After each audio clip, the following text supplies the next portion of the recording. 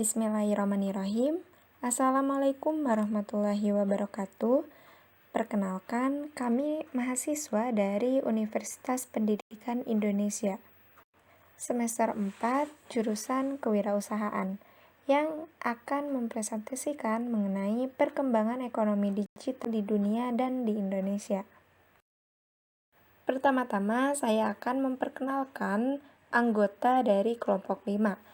Yang pertama ada Nabila Salihah dengan NIM 1902744, Yosafat Arya Swaltun Silitonga dengan NIM 1902805, lalu ada Jehan Fitri dengan NIM 1909809, Nabil Abiyu dengan NIM 1907841, dan saya sendiri Inka Srihandini dengan NIM 1900319. Saya akan menjelaskan mengenai perkembangan ekonomi dan bisnis digital di dunia. Perkembangan revolusi industri. Yang pertama, revolusi industri 1.0. Revolusi industri 1.0 pertama kali terjadi di Inggris pada abad ke-18, tepatnya pada tahun 1784, yang ditandai dengan ditemukannya mesin uap oleh James Watt. Dengan ditemukannya mesin uap, maka dipakailah fasilitas produksi mekanis berupa alat tenun mekanis yang menggunakan air dan uap dan mempermudah serta mempercepat pekerjaan manusia. Ditemukannya mesin uap merupakan babak awal revolusi industri 1.0 yang menggantikan tenaga manusia dan binatang dengan mesin. Setelah mesin uap ditemukan, muncullah banyak penemuan teknologi yang menggantikan fungsi manusia seperti penemuan lokomotif, kereta api, kapal perang, mesin uap, dan telepon. Revolusi generasi pertama ini telah melahirkan sejarah baru, yaitu digantikannya tenaga manusia dan binatang dengan mesin. Yang kedua, revolusi industri 2.0. Revolusi industri 2.0 terjadi pada abad ke-19 dan awal abad ke-20, yang ditandai dengan penggunaan teknik baru berupa mesin bermotor yang berbahan bakar listrik atau bensin. Munculnya pembangkit tenaga listrik dan motor yang memicu penemuan pesawat, telepon, mobil, pesawat terbang, dan sebagainya, dan mengubah wajah dunia secara signifikan. Penggunaan mesin produksi bermotor pertama kali di Amerika Serikat pada tahun 1870 di rumah pemotongan hewan. Yang ketiga, revolusi industri 3.0. Revolusi industri 3.0 terjadi pada abad ke-20 yang ditandai dengan munculnya teknologi digital dan internet, serta penggunaan teknik kimia hayati berbahan atom atau nuklir. Revolusi industri generasi ketiga ditandai dengan munculnya pengontrol logika terprogram pertama, yaitu modem 084969. Sistem otomatisasi berbasis komputer membuat mesin industri tidak lagi dikendalikan oleh manusia, tetapi secara otomatis dikendalikan oleh komputer, sehingga biaya produksi dapat ditekan. Ciri utama industri 3.0 adalah kemunculan teknologi digital dan internet, serta sistem otomatisasi berbasis komputer. Yang keempat, revolusi industri 4.0. Revolusi industri 4.0 merupakan revolusi industri yang sedang berkembang dan populer saat ini. Istilah revolusi industri 4.0 secara resmi lahir pada tahun 2011 saat diselenggarakan Hannover Fair di Jerman. Revolusi industri 4.0 sebenarnya merupakan bagian dari rencana pembangunan Jerman yang disebut High Tech Strategy 2020. Tujuan kebijakan ini adalah untuk mempertahankan Jerman agar menjadi negara terdepan dalam dunia manufaktur. Adapun tujuan industri 4.0 adalah untuk membangun dan mengendalikan sistem atau organisasi dengan cara yang cerdas. Dengan sistem ini, semua elemen perusahaan akan saling terkait sehingga tercipta suatu nilai dalam perusahaan. Forum Ekonomi Dunia memandang ada 8 isu kunci terkait industri 4.0 yang meliputi isu teknis dan identitas, inovasi dan daya produksi, ketimpangan, cerdas kelola, keamanan dan konflik, disrupsi bisnis, kepaduan teknologi, dan disrupsi atau gangguan dalam pekerjaan. Yang kelima, revolusi Society 5.0. Society 5.0 merupakan sebuah perencanaan ekonomi untuk mengintegrasikan seluruh aspek masyarakat dengan teknologi yang hadir di industri 4.0 setidaknya sebelum tahun 2050. Perencanaan ini diklaim sebagai kebijakan yang berpusat pada manusia atau pembangunan ekonomi yang berorientasi pada manusia. Secara sederhana, Society 5.0 merupakan inisiatif yang dikembangkan pemerintahan Jepang guna menjawab semua permasalahan yang ada di Jepang, yaitu permasalahan ekonomi dan semakin banyaknya penduduk yang menua.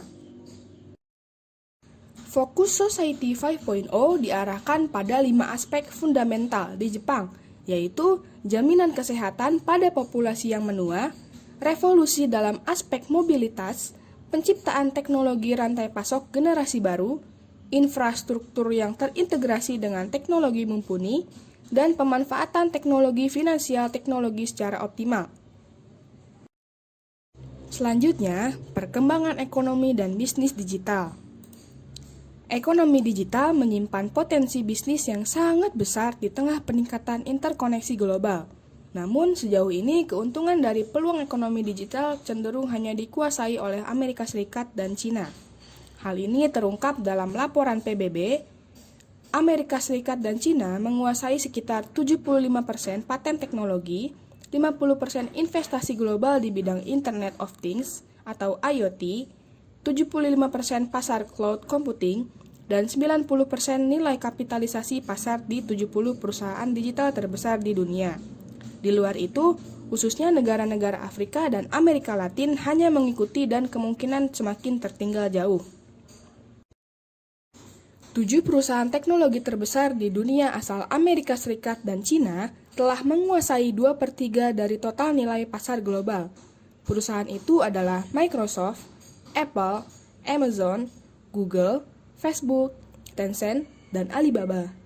Google menguasai sekitar 90% pasar pencarian internet global, dan Facebook menguasai sekitar 90% pasar media sosial. Lalu di Cina, WeChat yang dimiliki oleh Tencent memiliki lebih dari 1 miliar pengguna aktif. Adapun Alipay milik Alibaba juga menguasai seluruh pasar pembayaran mobile di negeri bambu.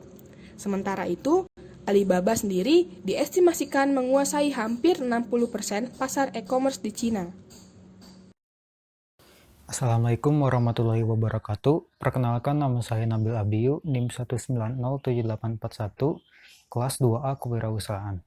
Di sini saya akan membahas mengenai perkembangan ekonomi bisnis digital di dunia. Pada slide ini saya akan menjelaskan mengenai tren terbaru dalam ekonomi digital. Ekonomi digital meliputi blockchain, data analytics, artificial intelligence, 3D printing, Internet of Things, automation and robotics, dan cloud computing. Penggunaan internet secara global semakin bertumbuh dari tahun ke tahun. Pada tahun 1992, penggunaan internet mencapai 100 GB per hari. Pada tahun 2002, penggunaan internet mencapai 100 GB per detik. Pada tahun 2017, penggunaan internet mencapai 46.600 GB per detik. Dan pada tahun 2022, penggunaan internet secara global diprediksi mencapai 150.700 GB per detik. Pada slide ini kita mengetahui bahwa geografi digital ekonomi sangat terkonsentrasi pada 2 negara, yaitu Amerika dan Cina. Sisanya yaitu selain dari 2 negara tersebut. Dari pasar nilai kapitalisasi dunia dengan 70 platform digital terbesar di dunia, dengan 68% dikuasai oleh Amerika dan 27% dikuasai oleh Cina. Sisanya dikuasai oleh Amerika Latin dengan 0,2%, Afrika dengan 1,3%, dan Europe sebesar 3,6%. Pada slide ini saya akan menjelaskan mengenai nilai dalam digital ekonomi. Bagaimana sih cara membuat nilai dari digital data? Data digital adalah sumber daya ekonomi yang semakin berharga, tetapi setelah dikonversi menjadi kecerdasan digital yang dapat dimonetisasi.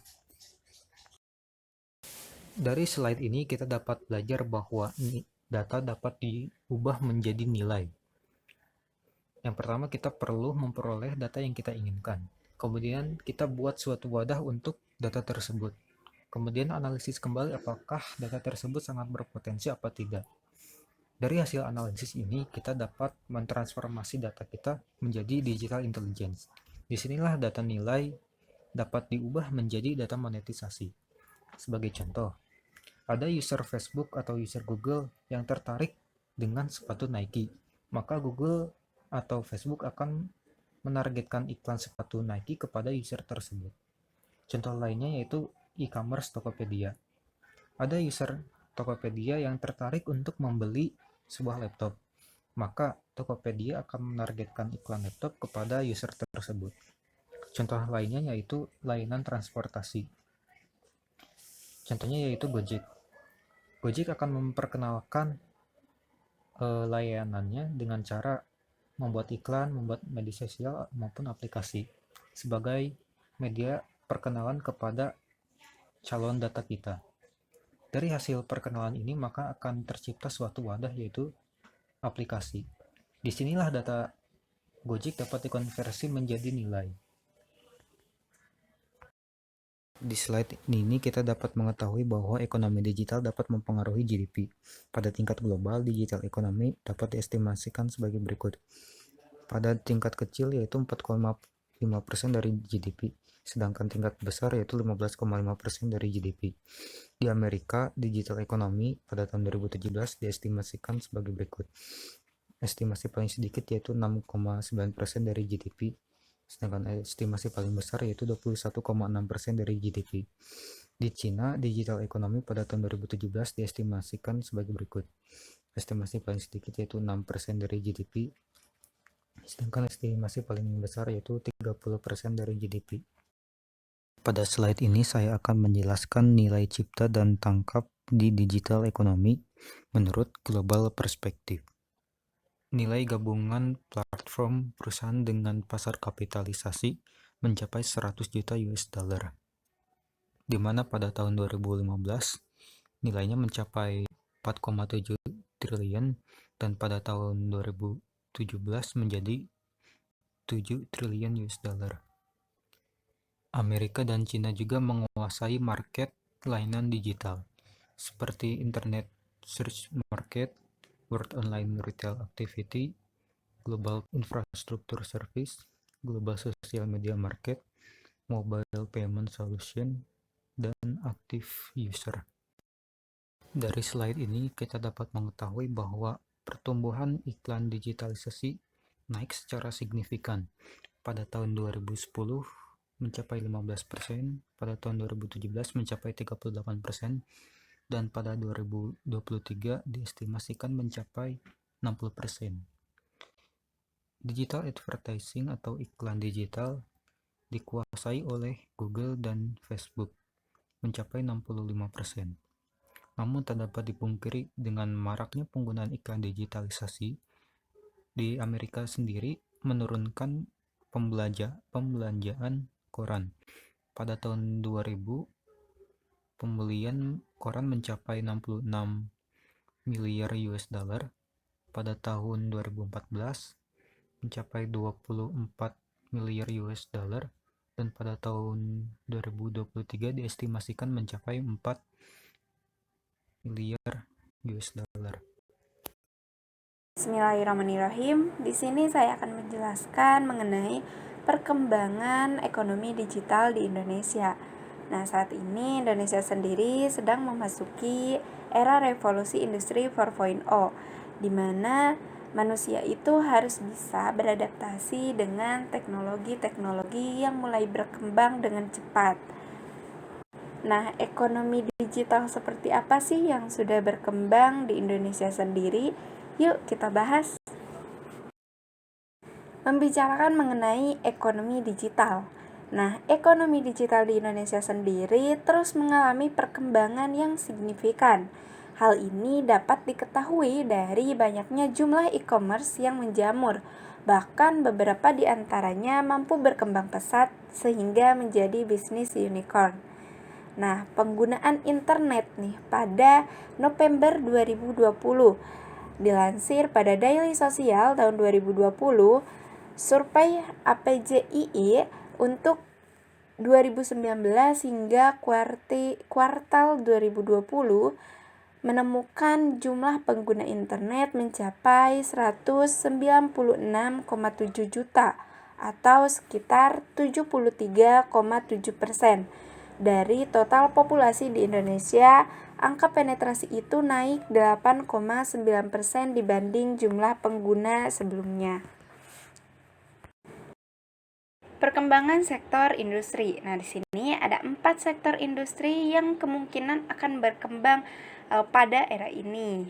Yang pertama, ada sektor finansial, di mana dibuktikan dengan adanya beragam aplikasi mengenai beragam pembayaran. Nah, yang kedua ada sektor pertanian. Sektor pertanian ini membuka peluang untuk teknologi 4.0 agar dapat dimanfaatkan untuk menguatkan produktivitas dan meningkatkan nilai usaha pertanian dalam arti luas, entah itu pertanian, peternakan, perikanan, dan kehutanan. Nah, yang ketiga ada sektor kebudayaan, pariwisata, dan ekonomi kreatif, yang di sini merupakan salah satu sektor yang banyak memanfaatkan teknologi digital. Salah satunya adalah seperti Traveloka, Pergi-Pergi, dan Tiknet.com. Nah, itu semua merupakan salah satu contoh dari bentuk inovasi dan perkembangan sektor kebudayaan, pariwisata, dan ekonomi kreatif di era ekonomi digital saat ini. Nah, dan yang keempat ada sektor agrologistik. Dilansir dari Kementerian Komunikasi dan Informatika pada tahun 2019, sektor agrologistik ini akan berkembang dengan adanya drone atau automobile dan juga GPS tracking dan unmanned technology. Nah, perubahan dan inovasi model bisnis serta adanya penggunaan teknologi baru dalam keempat sektor ini merupakan salah satu potensi yang dimiliki oleh sektor-sektor tersebut sehingga dapat berkembang seiring dengan perkembangan ekonomi digital di Indonesia.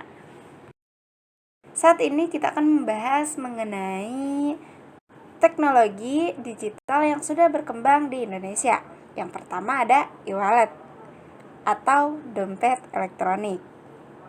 Digunakan sebagai alat pembayaran. Nah, ini tuh merupakan salah satu bukti yang menunjukkan perkembangan sektor finansial di era ekonomi digital saat ini. Contohnya ada GoPay, ada Oppo, ada Kudo, ada Dimon, dan juga ada M-Banking yang bisa melakukan transaksi pembayaran dari HP atau gadget. Selanjutnya ada e-commerce. Nah, e-commerce ini merupakan salah satu digitalisasi ekonomi yang banyak digunakan di Indonesia. Bahkan beberapa e-commerce mampu berkembang pesat dan memiliki market share sendiri di Indonesia.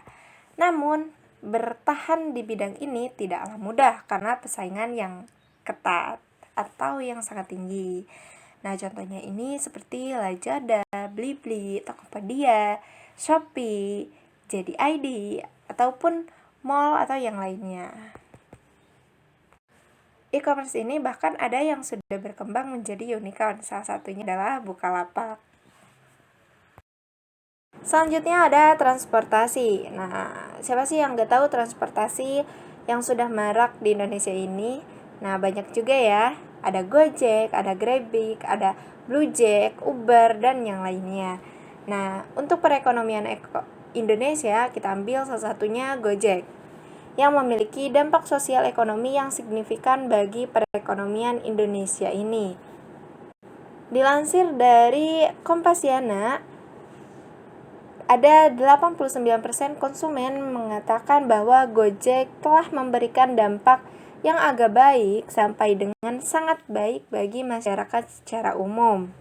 Di samping itu, Kompasiana juga menyatakan sebanyak 78% Konsumen berpendapat bahwa jika Gojek berhenti beroperasi, maka pemberhentian tersebut membawa dampak agak buruk sampai dengan sangat buruk bagi masyarakat. Hasil pendapat oleh para konsumen tersebut membuktikan bahwa dengan hadirnya aplikasi Gojek ini sangat membantu dalam memenuhi kebutuhan masyarakat. Selanjutnya ada e-learning. Nah, e-learning ini saat ini sudah mulai marak digunakan sebagai media pembelajaran di Indonesia. Apalagi saat ini kita sedang mengalami di rumah aja karena adanya virus yang mudah menyebar, yaitu virus corona. Jadi, aplikasi e-learning ini sebagai salah satu media pembelajaran yang marak digunakan saat ini, seperti Ruang Guru, Sekolahmu, Jenius, ataupun Rumah Belajar. Nah, Google juga termasuk nih, atau ada Google for Education. Apa sih dampak ekonomi digital di Indonesia saat ini? Nah, yuk kita bahas. Yang pertama, ada ekonomi. Nah, dari segi ekonomi, transaksi yang lebih cepat, pemerataan ekonomi, integrasi data ekonomi, dan yang lainnya. Lalu ada dari segi sosial. Nah, menjadi landasan untuk melakukan pembangunan ekonomi inklusif, sehingga usaha kecil dapat berkembang. Lalu ada dari segi pendidikan, akses pendidikan, informasi, dan bahan pembelajaran memiliki lebih mudah serta membuka bisnis baru untuk pelatihan dan les online. Nah, lalu ada pemberdayaan sumber daya manusia yang lebih baik. Nah, hal ini juga dibuktikan dari mitra driver, Gojek, dan Grab yang merupakan penyandang disabilitas. Semakin maju, peradaban pun semakin bergerak menuju titik yang lebih baik dibandingkan era sebelumnya. Tidak hanya masalah pola pikir manusianya, tetapi juga secara menyeluruh, seperti contohnya pada sisi ekonomi. Di era internet dan serba digital seperti sekarang ini, ada pergeseran secara perlahan, namun pasti, dari tradisional ekonomi atau ekonomi tradisional menuju digital ekonomi atau ekonomi yang dijalankan menggunakan teknologi dan internet. Nah, saya akan menjabarkan peluang dari adanya ekonomi digital di Indonesia. Pertama, terciptanya perekonomian nasional yang stabil.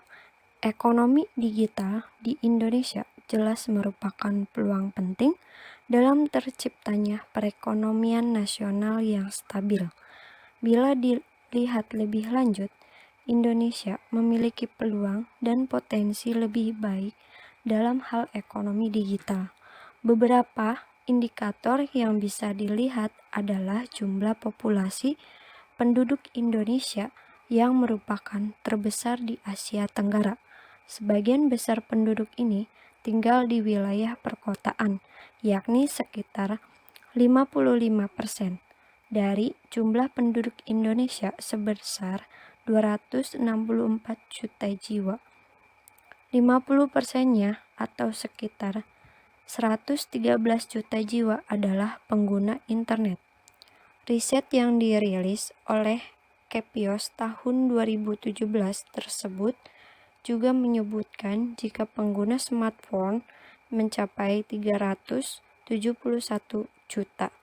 Artinya, setiap orang bisa menggunakan lebih dari satu smartphone. Nah, dari situ kemudian diketahui bahwa pengguna media sosial aktif berjumlah 106 juta jiwa. Angka-angka tersebut menunjukkan bahwa ekonomi digital di Indonesia memiliki peluang yang amat besar bagi pelaku bisnis untuk menjangkau pasar yang lebih luas. Yang kedua, membangun usaha di bidang digital dan teknologi. Dampak dari perkembangan internet salah satunya adalah lahirnya perekonomian digital di berbagai negara, termasuk Indonesia. Ada perubahan besar yang terjadi dalam masyarakat, Salah satunya adalah peningkatan belanja online yang tidak hanya untuk kebutuhan tersier saja, melainkan kebutuhan primer. Ini membuat potensi ekonomi digital di Indonesia menjadi terbuka lebar. Ketiga, menciptakan lapangan kerja baru. Adanya perekonomian digital di Indonesia tidak hanya berdampak dari segi finansial dan meningkatnya transaksi keuangan saja. Di sisi lain, adanya ekonomi digital di Indonesia juga membawa dampak yang positif, yakni dapat menciptakan lapangan kerja baru bagi masyarakat.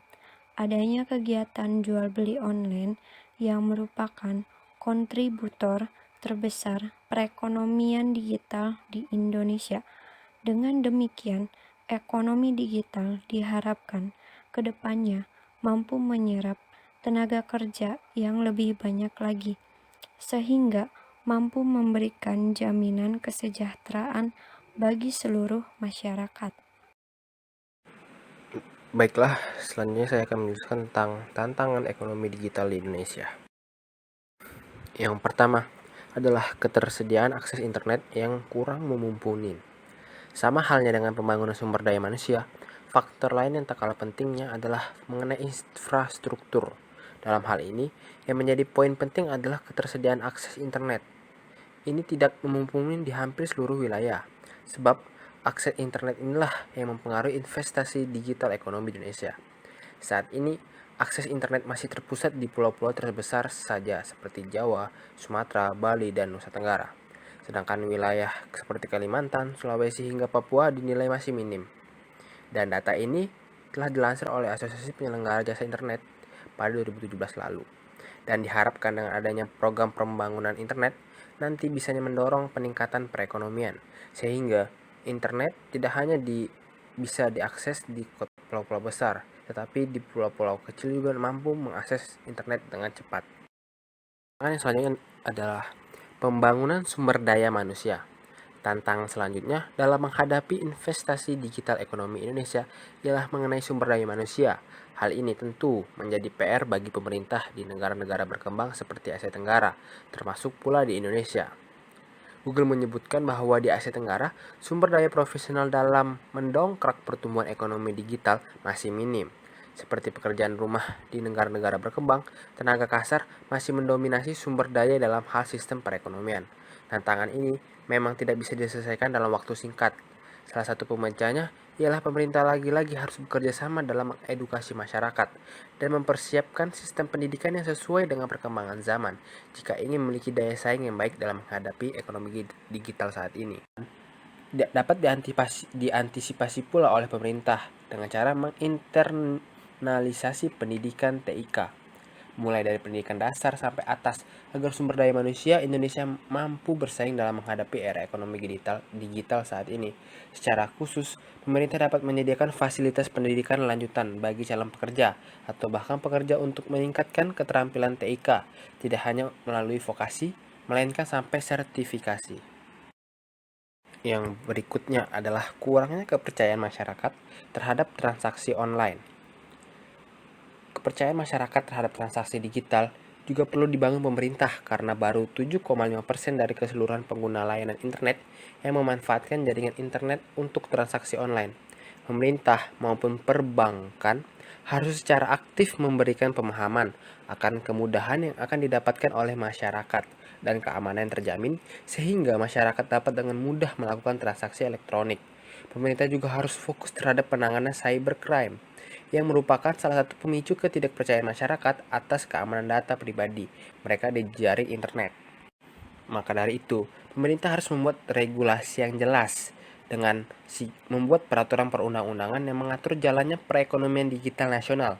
Begitu pula dengan lembaga-lembaga terkait ini untuk melindungi hak-hak konsumen dan pelaku ekonomi digital agar dapat berjalan dengan baik di masa mendatang dan agar konsumen merasa aman ketika menggunakan transaksi online tersebut. Dan yang terakhir adalah persaingan yang semakin ketat.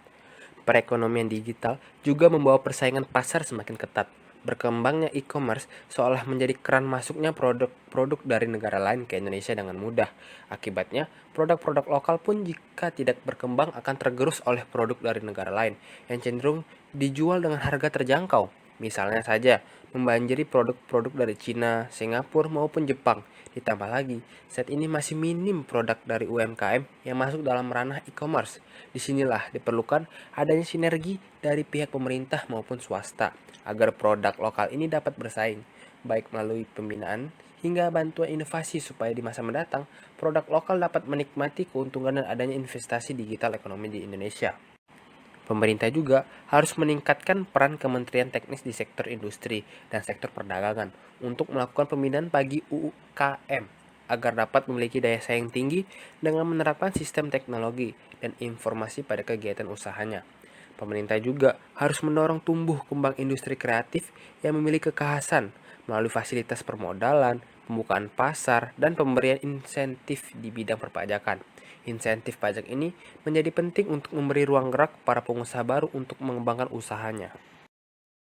Sekian presentasi dari kelompok kami. Terima kasih karena sudah menyimak dengan baik. Semoga bermanfaat. Saya tutup. Wassalamualaikum warahmatullahi wabarakatuh. See you next time, guys.